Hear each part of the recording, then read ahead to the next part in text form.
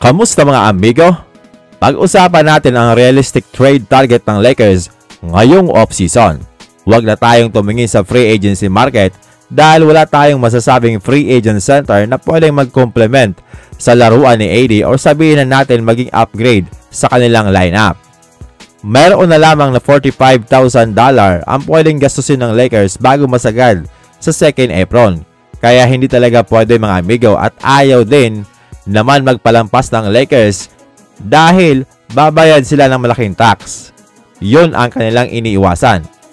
Isa din ito sa rason kung bakit nagpababa ng kontrata si LeBron James upang makaiwas ang Lakers sa malaking tax. May dalawang realistic trade target ang Lakers. Ang isa dyan ay itong si Walker Kessler. Huwag na natin isabay si Lauri Markkanen mga amigo dahil mataas nga ang asking price nun.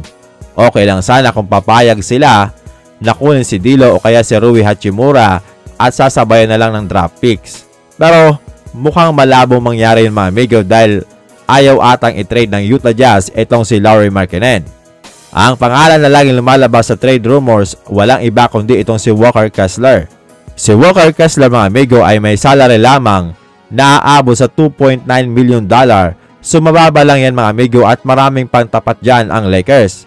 O pwedeng magbigay na lamang sila ng first round pick dahil yun talaga ang hinihingi ng Utah Jazz na kapalit ni Walker.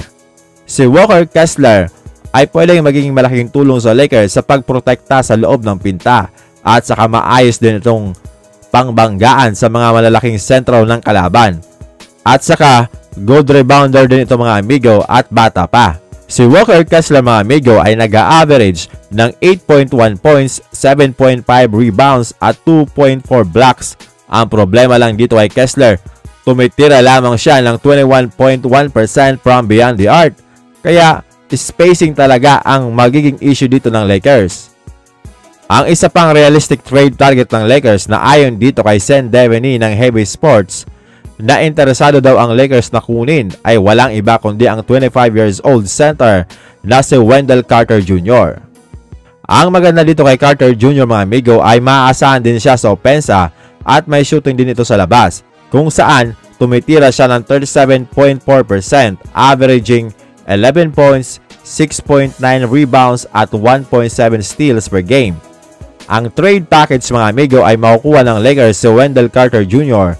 kapalit ni Rui Hachimura, 2025 second round pick at 2027 second round pick. Pwedeng pumayag dito mga amigo ang Orlando Magic dahil kung sila ay nasa win now mode ay malaking tulong talaga itong si Rui Hachimura sa kanila in terms of shooting the basketball. Samantalang ang Lakers naman ay muli nilang maduduplicate ang Twin Tower model na dati nilang ginawa noong 2020. Isa pa, may pwedeng pantapat na ang Lakers mga amigo dito kay Nikola Jokic o kaya sa Twin Tower ng Minnesota Timberwolves. Hindi na rin mahihirapan pa si AD na mabugbog sa loob ng pinta. So ano sa palagay niyo mga amigo?